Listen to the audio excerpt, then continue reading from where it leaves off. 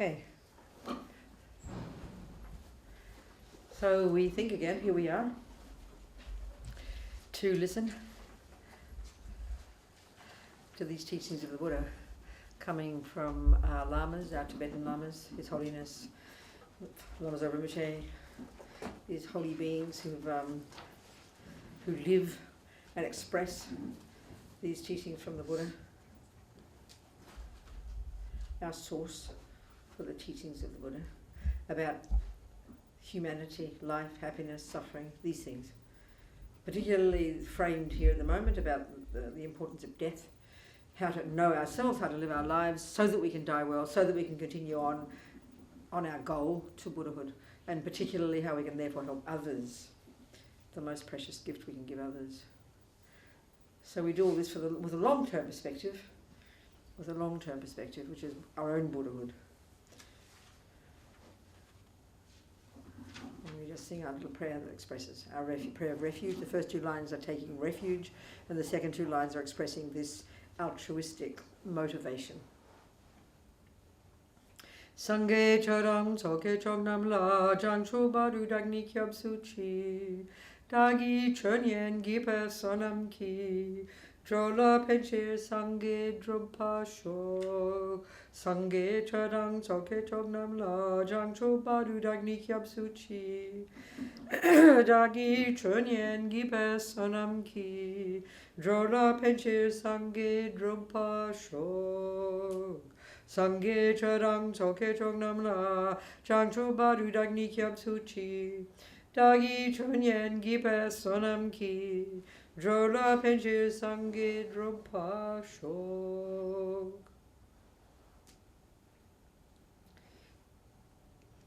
So we've been looking at the big picture, Buddha's view about our mind, our consciousness, which is not physical, which is beginningless, which is endless, which is not the handiwork of a creator, or our parents. Very clear point for the Buddha. All of Buddha's teachings, philosophies, practice are based upon that fact, or that view that Buddha has. For him a fact, for us maybe not sure yet, but we have confidence in it. But our mind is not physical, it's a beginningless continuity of mental moments and an endless one. And we've been talking about that, a little bit the model of the mind, and we've been talking about this natural law that runs in minds, is done by minds. Karma. You know. That we are, as Holiness sometimes says, that karma is really just that we are our own creators. It's a very interesting concept. You know, it's not like the created one at all, and it's not like the materialist one at all. It's that fundamental difference, that we're not the handiwork of someone else. You could argue, you know, a person who has a view of a creator and a person who is a materialist, they really actually are more similar philosophically to each other than they are to the Buddhist view in this particular sense. You know, if you're a materialist, your mother and father made you. They're your creators. If you're a Christian, God made you. In each case, you're someone else's handiwork, which for the Buddhist view is kind of weird, you know. I mean, Buddha doesn't say it like that, he's very polite. But I say it like that. The more I've been using the Buddhist teachings as my basis for my life, this idea of karma for me has been absolutely fundamental in understanding how to live my life, how to take responsibility, the basis of why I can change, how I can change, and indeed how I see the world, and indeed therefore the basis of our capacity to have compassion for others. Karma is the basis. Many people, certainly in the West, maybe, you know, the modern world, are Buddhists, never even think the word karma, never even hear the word karma, think it's some extra interesting additional kind of little bell and whistle that isn't necessary. It's really mistaken, you know. To really comprehend Buddhism, we have to understand karma. To practice, we have to understand karma. As we talked yesterday, about how we create it a little bit and how we purify it. Because this is the basis of practice, you know. And practice is working on our minds. That's it. Because we really don't go into it deeply. As Rinpoche says, it is education we all need. But we often don't think about it. We'll think, oh, you know, yeah, I'm a Buddhist, I'll know what to do. But of course, because death happens and because it's our loved ones, of course we freak out, you know. We lose the plot. And especially if you're in hospitals, you hand over all your power to the nurses and the doctors because they seem to be the experts. And then we don't know what to do. We don't know what to do. It's exactly the point. We don't know what to do, you know. It's quite interesting. You know, we panic because death is quite intense. So it is education that we need to have. We have to educate ourselves. So obviously the point is to educate yourself, how to live your life and how you want to die, and that informs your ability to help others. And even just, as I said to you, even just working on this book helped me so enormously get more clear about these things. Because when you have to edit someone else's words, you've got to be, really clear, know what you're talking about. Because death is so intense for most of us, we don't want to think about it, even though we know it's going to happen. But when it does happen, emotion takes over, So 2/3 of the book is all the practices. And the way I've done it in the book, as you'll see when you download it, all the practices are numbered. Because there's so many of them, and you do them at different stages. For example, Medicine Buddha. Rinpoche is a big fan of Medicine Buddha. He says, of all of these practices, if you want one practice, do Medicine Buddha. You can't fail, So it's mentioned at least 6 times in the chronology of what to do when. So the practices themselves, the different mantras, the sutras, the teachings, the meditations, are all in the back of the book. But the actual instructions are in this, in the first part of the book. So the best way to present it all was what to do when, the weeks and months before. So the first part of it is Rinpoche setting up, telling us, explaining, actually he's interesting, his main source, the main source he used in that teaching in France is a book that he says was published especially for Tibetans, in Tibetan, I don't think it's in English, in Dharamsala. I'll tell you what he says, I'll explain what Rinpoche says.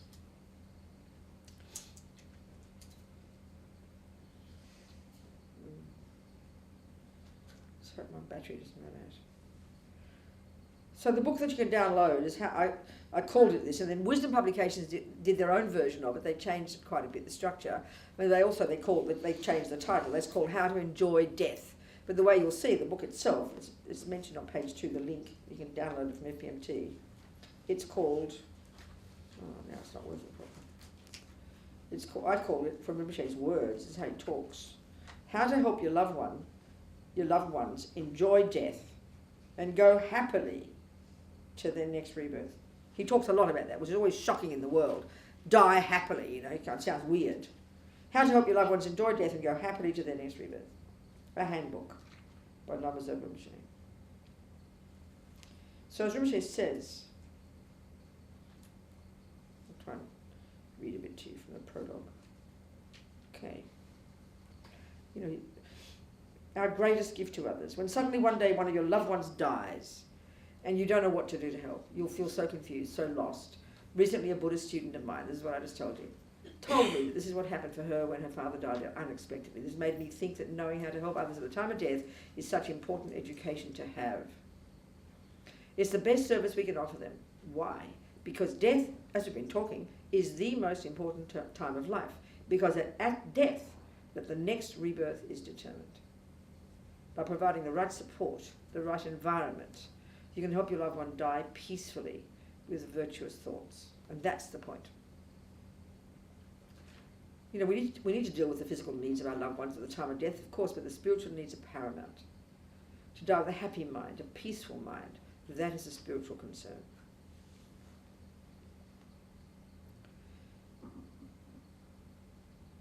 So Rinpoche said I will use as a basis for the advice in this book an explanation that Chöden Rinpoche, one of Rinpoche's lamas, who's passed away now, gave at Land of Medicine Buddha in California in 2002. And also I'll use a book called Tibetan Ceremonies of the Dead, written by somebody called Thupten Sangye and published by the Library of Tibetan Works and Archives in Dharamsala. And I think it's in Tibetan, not in English. And it was written to educate the Tibetan people outside of their country about their traditions. It is very, very useful. It explains what to do at the time of death and immediately after the person has died, how to request a Lama to do the practice of transferring the consciousness of a loved one to a Pure Land, and how to make offerings to the Lama. It explains how to go about having astrological readings done after death, which determines what to do during the days before the body is removed, how to pack the body and remove it, and whether it should be moved today, tomorrow, etc. What offerings should be made to the monasteries, the holy objects, to the beggars, etc. It also explains what to do during the 49 days that the mind is in the intermediate state, what prayers and practices should be done during the first week, the second, and so on. So, of course, this book, because it's more general, Rinpoche quotes from it quite often, but for Tibetans it must be a good book to have. Into English it's called, Rinpoche translates it, Tibetan Ceremonies of the Dead. And the author is Thupten Sangye, published by the Library of Tibetan Works and Archives in Dharamsala. Okay. So the first stages of what to do when Rinpoche sort of gets us to, and this is a part of this is in your course notes, is to set up, as I mentioned, to set up the scenario, to make it conducive.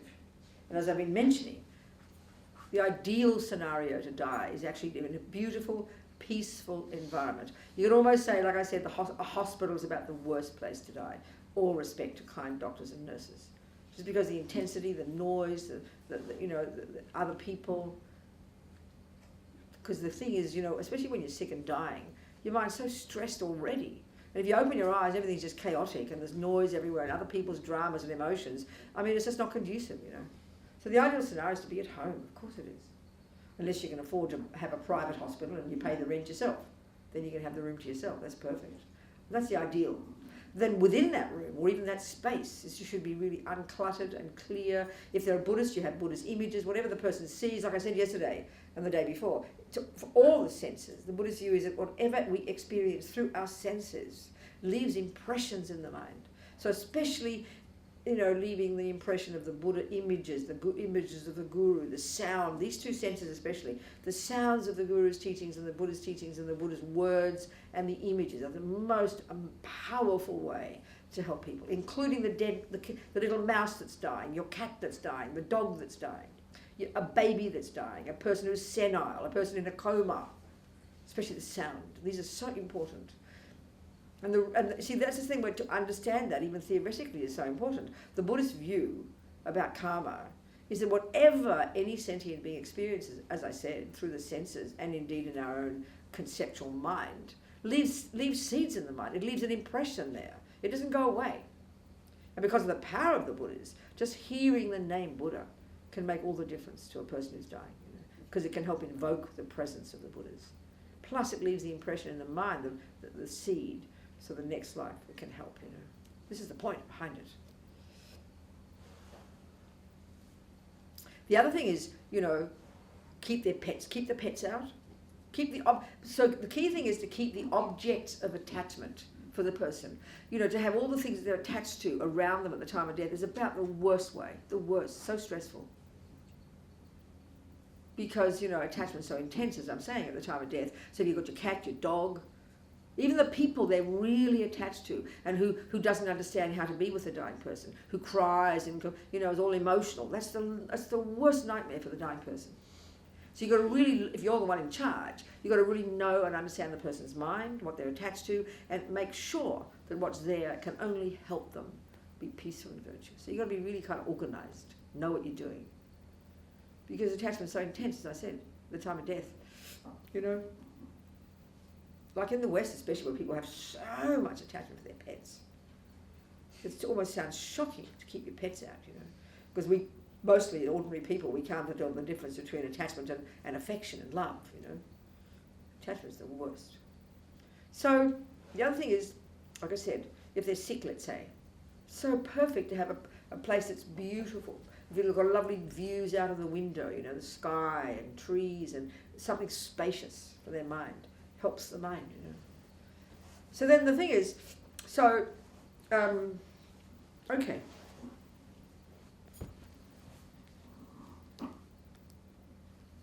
So as I said to you, the first step of practice is what to do the months and weeks before. And all the practices Rinpoche recommends, like I said, there's so many, and they're all numbered in the back, and there's like 87 different types of practices. There's all the things, first of all, that you touch, the body can touch, like the mantras on the body, the blessing strings touching the body that have been blessed. These can benefit, the prayer wheel, so much power. Then the next one is next bit is what to talk about while they're still, conscious. They have to know the person's mind. Like if you've got a mummy who was a Catholic, you don't start talking about Buddha to her. It's ridiculous, If your mummy's a devoted Hindu, you don't talk about Jesus to her. You have to know the person's mind, know what's good for their mind, which means good for them means what to help them become virtuous and peaceful, help their minds become happy. because then the mind's peaceful. And then when they start to die, the karmic seed can be triggered that's virtuous. It can help them, is the point. It's a practical issue, in other words. So the kinds of practices, then there's what to talk about. So talk about, if they're Christian, talk about heaven, talk about God. If they're Buddhist, talk about their Lama, talk about their Buddha, the favourite Buddha. They might love Amitabha, they might love Tara. But be skillful, know when and how, The bottom line is, it's got to benefit their mind. That's the purpose of everything in that room, those weeks and months, is for their sake, their benefit. It's not for the sake of the people grieving. Do your grieving outside, please. It's your business. It's about this person. If they're in a coma, just the same. Don't gossip and rabbit on about nothing, because we can be still conscious at a subtle level, as we've been talking.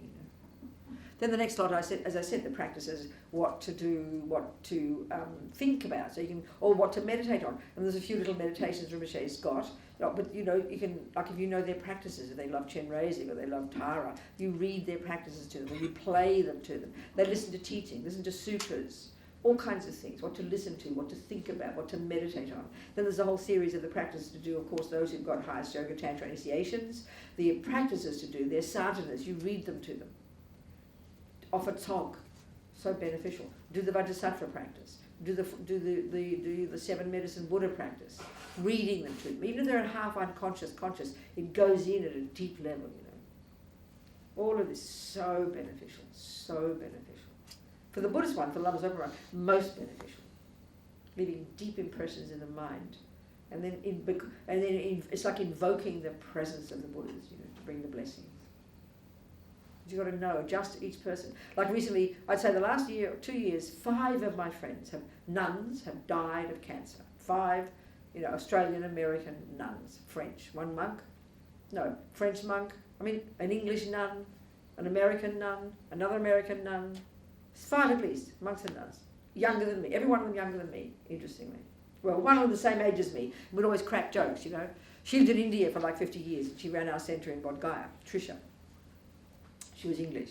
And we'd always joke about being born in the same year of the monkey, in 1944, we'd crack jokes. And she just retired from running the centre in Bodh Gaya, and she was in Australia to say goodbye to some family, and she was going to retire to Kathmandu to a friend's house, and then spend the rest of her life, editing Lama Zopa's teachings. Sounds like a nice plan, that's my plan too, But there you go, boom, she goes to the hospital, got 2 months to live, madam. Got such a shock. Naturally you get a shock, 2 months to live, you're suddenly told, There you are planning your old age, and then suddenly she's got 2 months, so a bit of adjusting to do. So Rinpoche suggests, yes, you stay in Australia, so okay, you might as well die there. Didn't suggest any practice, any medicine. It was already riddling, it was all covered in her whole body. So, but she was very interesting. Whereas so I'm just trying to say the differences. So there was Trisha, a nun, and there was my other friend, Margaret, a nun. Both the same, similar age, both dying of cancer. Well, Margaret, died quietly, peaceful in her bed. Trisha was kind of feisty and didn't want people running around treating her like a holy person, didn't want anybody reading her prayers to her. So you got to know the person and what they like and do what they want, according to their needs. She organised her own medicine. She wanted to be very independent, And then she thought she'd go to the hospital to die there, and she's all perky and happy, hopped into the car, and she dropped dead next day.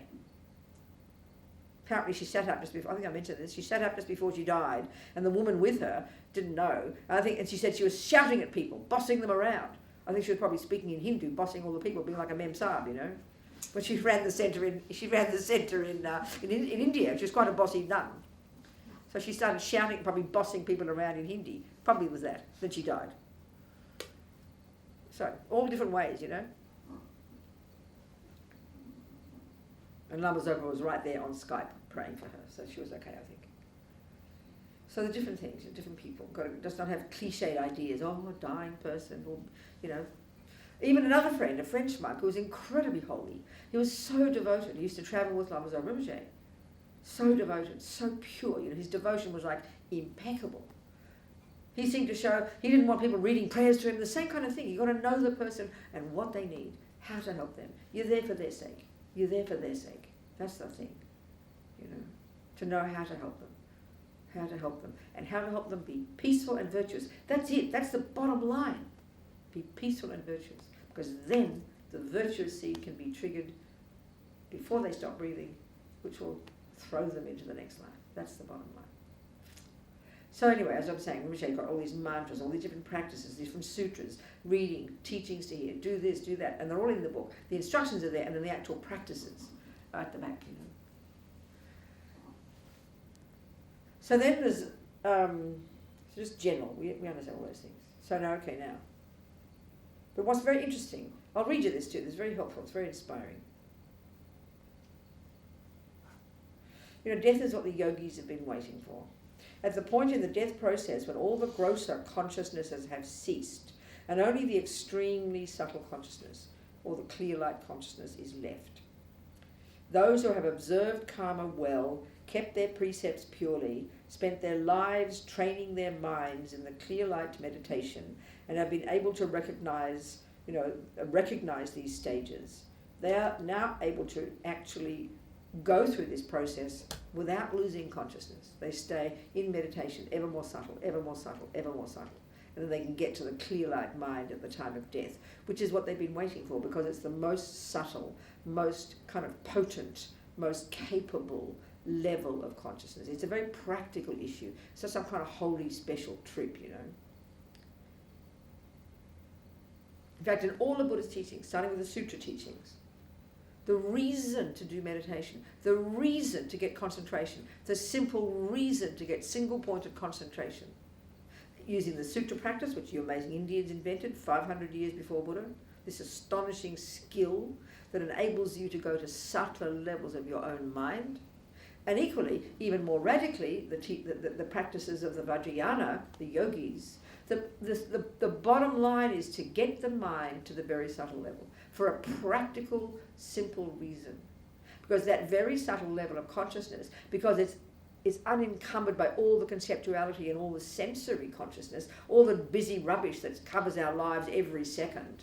Finally, that's gone, and you're conscious at this subtle level. So I like to think of it as like the microscope of your mind, this intensely powerful, subtler level of consciousness that is the level that is most capable of cutting through all the rubbish, realizing emptiness, and even removing all the obstacles from the mind and literally becoming enlightened. This is the point. It's a practical issue, not some cosmic spiritual trip, you know, magical, not like that. So that at the time of death, that clear light consciousness is the most capable level of mind. So even the best we can do is go through, meditate on those 8 stages, just go through the stages intellectually, at least get some familiarity in our minds of what happens at each of those stages. We went through a couple of days ago. I'm sure we'll do it again in the weekend if some of you are going to be there. But the yogis are ready because they've got this amazing concentration. They've spent their lives practicing. And they've even been able to use their dreams and their sleep to enhance the power of their mind, so that when the time comes, they can use it to get realizations. You know. So there are many, they can remain in meditation, the clear light conjoined with emptiness for as long as they wish, an hour, days, even months. Some meditators stay in the clear light meditation for years. His Holiness Dalai Lama's root guru, Ling Rinpoche, for example, stayed in meditation for 13 days. Lama Yeshe was in meditation for something like 5 days. There are many examples like this. Apparently one of the previous Ganden throne holders spent some 21 days in meditation. And I remember in Buxa, when we escaped from Tibet, there was a Sera monastery monk in the same house that I lived in, a very simple monk, who spent many days in meditation after passing away. Yeah. So by concentrating in this subtlest state, without distraction, some practitioners achieve enlightenment at this time. They actually realize, all the different things. Many Tibetan lamas have passed away in meditation since Tibetans first came to India as exiles in 1959. So the practices these yogis do are available to those who have taken a highest yoga tantra initiation or an empowerment. They are the quickest methods to achieve enlightenment in one brief lifetime of this degenerate time. These practices have a very special arrangement, and doing the sadhana every day, the complete sadhana, not just simply generating yourself as the Buddha, the deity, and reciting the mantra without the mandala, not like that, is a very important preparation for death. You'll understand this when you have received the commentaries on the generation stage and the completion stage practices. Every time you meditate, You are preparing your mind by purifying ordinary death, ordinary intermediate state, and ordinary rebirth. So all these practices are actually structured as trainings for us in meditation, of familiarizing our mind with these stages.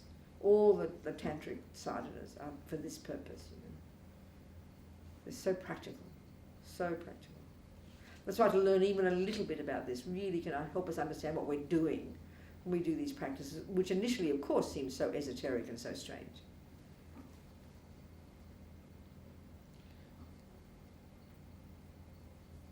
So as Serkon Senchab Rinpoche says, if you are busy and can't do much meditation, then you could do most of your sadhanas, because we have many commitments, don't we? We do this one, we've got all these commitments from all our empowerments, but we can focus on one, the main one mostly, our yidam.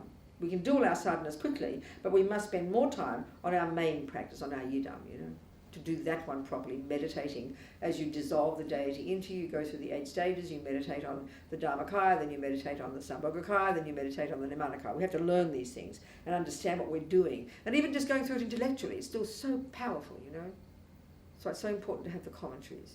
Of course it's so abstract and so esoteric for most of us, but we can learn the fundamentals. Yeah.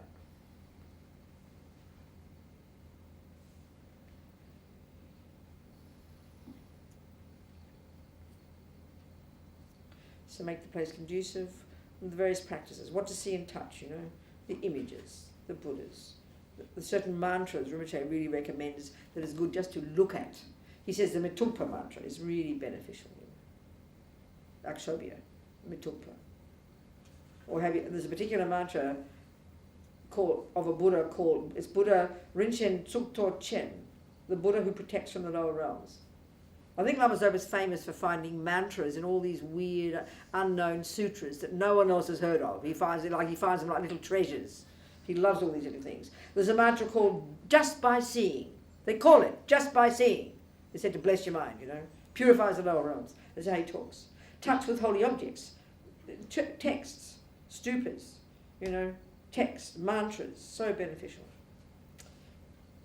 Blessing cord. Or to think about, like I said, next one. Make sure your loved ones given away their possessions. I mean, we typically would write a will, but that's really important. So they don't die with all their attachment to all their things, And then indeed, one of the practices you can do after they've died, for sure, give away every single thing of theirs. There's all these interesting stories. I'll tell you a story about the danger of being attached to your objects and the danger of dying with attachment. As we know, Buddha would assert that there's a realm of existence called the spirits. Often in the Lam Rim, they always refer to the particular group of spirits called the hungry ghosts that are really driven by intense craving and grasping. Well, in general, there are these disembodied beings, and this realm of existence, the predominant energy is one of enormous attachment and grasping. And it's a terrible, terrible kind of life. Your mind is conjoined with air energy, basically, and you flit from all over the place. And it's really distressing. And you're driven by attachment. So there's this wonderful story. Well, there's 2 stories. I'll tell you. This is the danger of being attached to your things. I like this story. So one of our teachers, he was always called, he was from Sarah J, and he was a meditator. When he first left in 59, he went straight up to the mountains and he meditated. I didn't mention. He was known all his life at Sarah as his friends, his boyfriends, monk friends, called him Lama Konchok, because he was so devoted, So they always refer to him later as Geshe Lama Konchok. I don't even know what his name is. It's always known as Geshe Lama Konchok. So anyway, he meditated. He left Tibet, and then he meditated for years and years up in the caves. And he was Lama Zopa said he lived in Vajrayogini's Pure Land. He was a really holy being. He ended up living in these caves where Milarepa used to meditate, way up in the mountains on the border of Tibet and Nepal. And he spent years up there, invisible. All these rumours about this kind of yogi, because these great meditators don't want to see anybody, So Lama Zopa said he lived in Vajrayogini's Pure Land. And he was able to meditate in a little hole in the wall. He had no clothing. He didn't need clothing or sleep or food, because they're able to generate their own heat. And they're these highly evolved beings. Anyway, he eventually met people, and he took care of this little village, a little tiny village up there. Looked after them, started the monastery, started a nunnery, this kind of thing. So there's this one story the nuns came traipsing up to his cave saying, oh, Annie Tenzin's gone crazy. Annie Tenzin's crazy, So he went down. He went down to help. Went to the nunnery, and there was this nun in the bed, and she had this very deep voice. All the way they say it was she was possessed by a spirit. So it seemed like it was a villager who'd recently died. So this is the story. So Genla comes in, and the thing that they do, the lamas, I've seen this many times, when they can detect, because they're clairvoyant, some of these lamas, and he certainly was, they can see the person, and they see that this spirit is literally occupying their body, kind of, because that's what they can do. So they want something, because they're so attached to something you've got of theirs, or they're attached to you, depending, So in this case, he said to the spirit, in this being, this spirit in the nun, who'd taken over the nun's body, what do you want? And he said, I want my pink thermos with the white flowers. I want my pink thermos with the white flowers. And sure enough, there it was. And the nuns remembered this villager who died only recently had given this nun a thermos of tea. And they're really poor up there. And she'd forgotten to give it back. So there he was, annoyed about his thermos. I mean, people, a thermos. Poor fellow, He was angry and resentful. So he dies with this awful attachment. And he gets born as a spirit, so he wants to come and get his thermos. I mean, it's like ridiculous. Anyway, before I finish that story, I'll tell you another story, same kind of thing, but a bit different. This case, it was at Kopan Monastery in Kathmandu, Lama Zopa's monastery, and they have all these courses, that foreigners come to. So this one woman from America was at one of these courses, and she kind of went nuts. And they went to see Geshe Lama Konchak. He said, oh, she's possessed. You'll see an object in her luggage that is connecting her to this spirit. So they found this Jewish object, and the woman seemed to be was a Jew, and she said her father had bought this in an antique shop for her. Well, I always have second thoughts now about buying things in antique shops. You're going to buy the object, and you're going to bring the spirit who owned it along as well. Thank you very much. So anyway, this story, what happened was, because in the case of the villager, Genla knew the villager knew Genla. So he was able to help, So I'll tell you the story in a minute, the finish. But then this other one, he didn't know who this person was. And so I've seen the lamas do this regularly. They have, to make the spirit go, you've got to find different ways, So you can cajole, you can try to find out something to give them that'll make them happy so that they will leave that person. And so the object is what keeps them really connected. So then what he said to do in the case of this Jewish girl, throw away the object as far as you could, which cut the connection. And then what he did was, and I've seen them do this, they for some reason get a shoe and they shout. And all these spirits must understand Tibetan, don't ask me why, but they did, So he's shouting and yelling, and this poor woman, and she's being beaten up with a shoe, She doesn't know what's going on, but he's yelling and shouting at the spirit. We know all about you. You go now, you go. And often that works. It usually works. Well, I know Lama Zopa, when he would do it, he'd always use very peaceful methods. He would cajole. I remember one woman in Singapore I heard about. He cajoled for hours and hours trying to find what would make the spirit happy to get them to go. And finally they agreed to have a cup of tea. And then they left. I mean, you understand, it's kind of interesting. But this thermos one, it was sort of poignant. Because Genla knew who it was, and the villager could recognize Genla. And there he is, this reborn as this awful spirit, so distressed, driven by this intense craving. You've got no control over your thoughts and your mind, none whatsoever. And so the point is, then what happened was, the spirit was crying. And it was so moving. He said, I can't find my way. I can't find my way. So when you're in a dream, and suddenly you're here, you're there, there's no sense of space and time, is there? And it can be really terrifying. You're flying, you're here, you're there, weird things happen. There's no normal sense of space and time the way we have in our daily life. So a spirit is like that, but far more intense and all the time. Because they're just driven by their craving. It's like a nightmare, And some are very powerful, some are very harmful. This is this poor little spirit who wanted his thermos, for God's sake. It's a humble little spirit. So anyway, again, I was able to help him, clearly by using his power, and the spirit left, and let's hope the spirit got a nice human rebirth, Thank goodness for these yogis. So be careful of attachment, please. I mean, this story really, blew my mind. Because we all are so attached to simple things. That's a thermos. Forget your husband, your dog, your money, your reputation, your body, your house. I mean, look at the stuff we're attached to. Even if we're poor, we really know how to be attached. And we have everything. And we identify with it. And you think, even if we're nice spiritual people, what do we spend most of our lives thinking about? our possessions, our body, our daughter, our dog, our cat, our cup, our job, things that we've got that we see and touch and taste and smell every day. They preoccupy our lives. Of course we've got attachment. I mean, you don't have to be a junkie to be attachment. Join the club here, you know. When we understand the Buddha's view about attachment, it really is very sobering. Because that's what we think about all the time. What else is our mind full of but our objects and people of attachment? So to understand it is very powerful. Because Buddha's view is so unique, so precise. So there's no way we want to die like that. No way, of course you don't. It'll be absolute nightmare. You know. This is the idea. You know. Think about these things. So at least, like I'm saying, as Rinpoche is saying, given that we have got all this attachment, at least let's hook it onto our lamas, hook it onto the Buddha, hook it onto the sounds of the teachings, because they can help us. It's skillful means, you know. So you don't have to be terrified and think I've got to give up all the attachment. Just think about your Guru, think about the Buddha, hear the teachings. It's easy to do. Then all the energy goes into that. So skillful, so skillful, so skillful. Your pussycat, your dog, the mouse, the ant, your grandmother, your baby. Same. Flood their mind with positive objects. Because that is what can help them. That's the idea.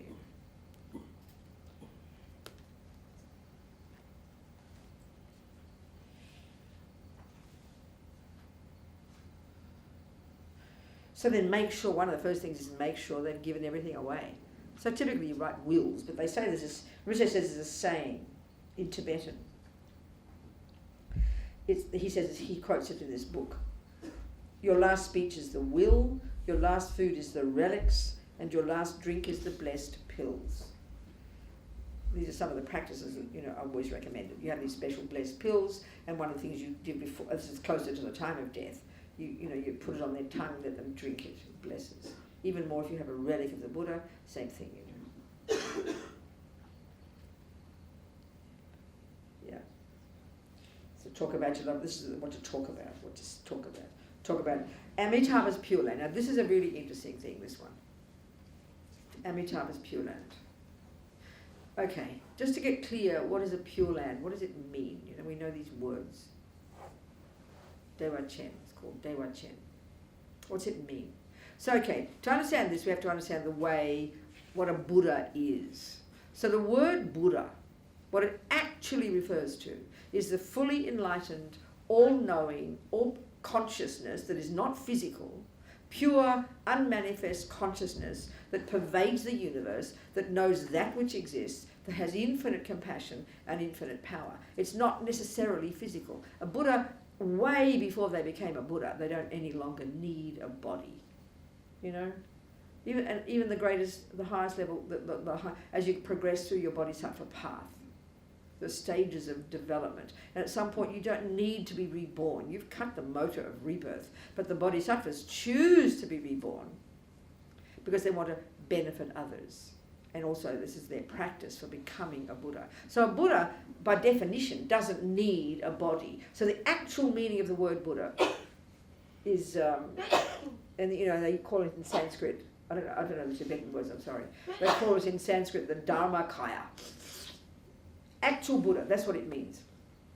It's a bit like the Christian teaching about God or the Hindu teaching about God.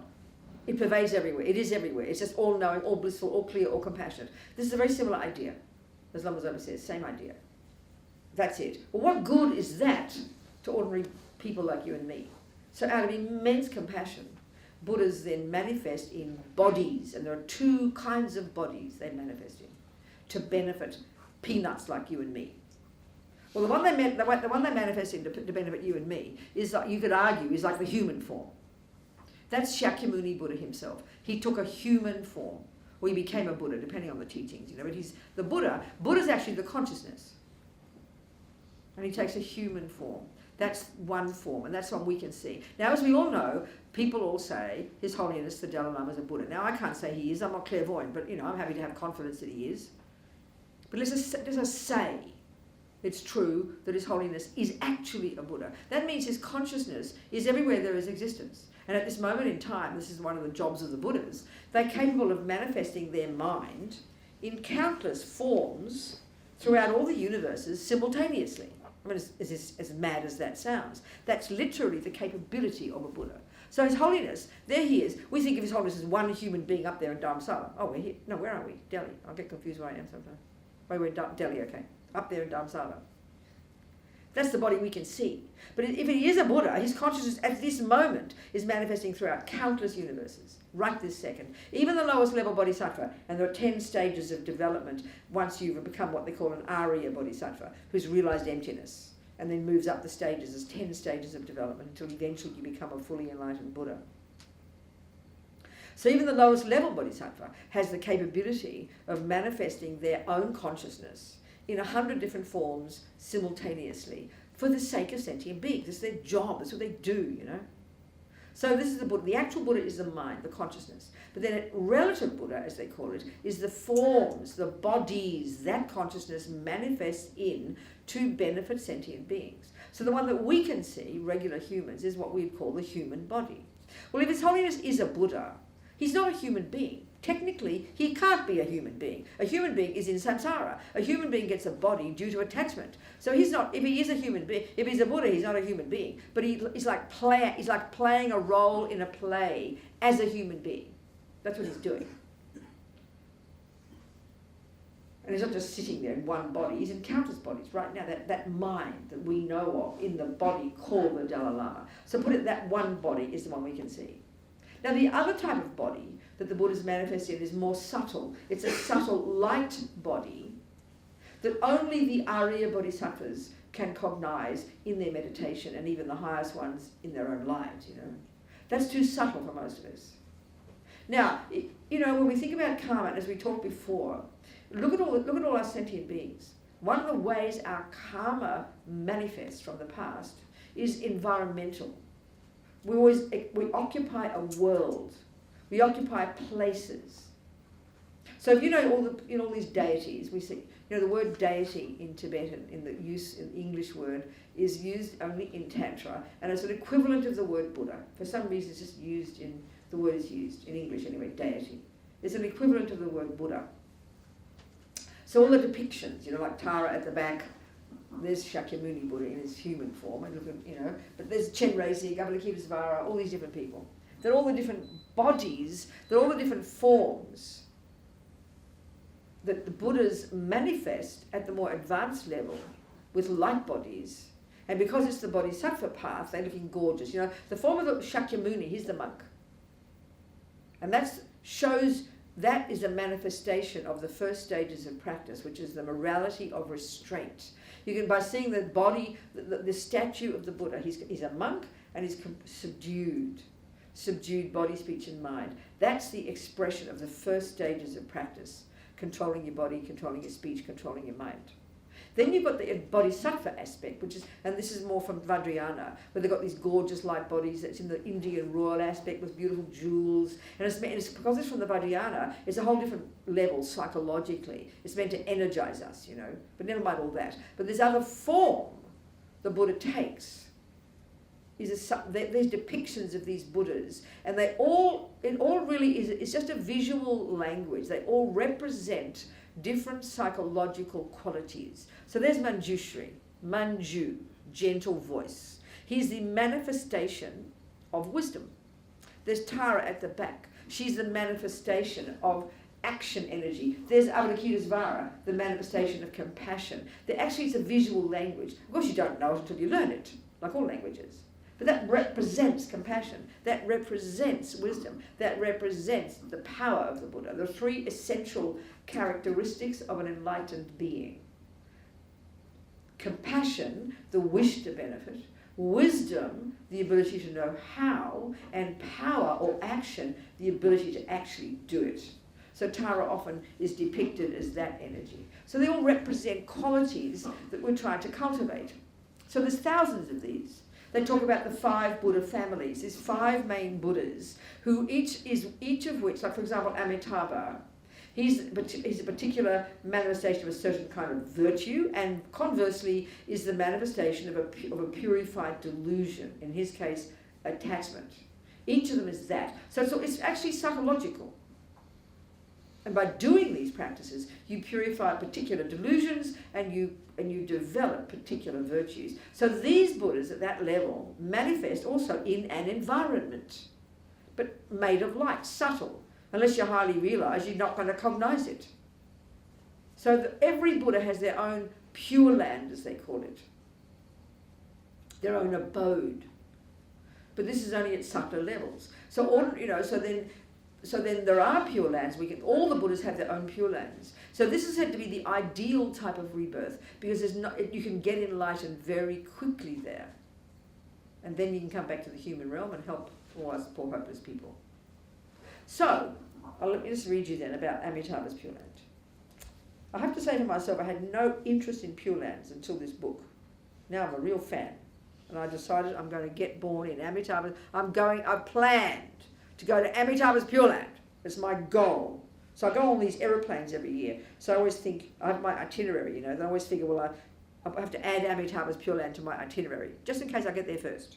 So I'm getting used to the idea. I know it sounds funny, but why not? So I'll tell you about Amitabha's Pure Land. A little bit, just a few concepts about it, not the actual details, because I don't know those. But this book, I'll tell you, in Rinpoche's book, I'll read you what he says.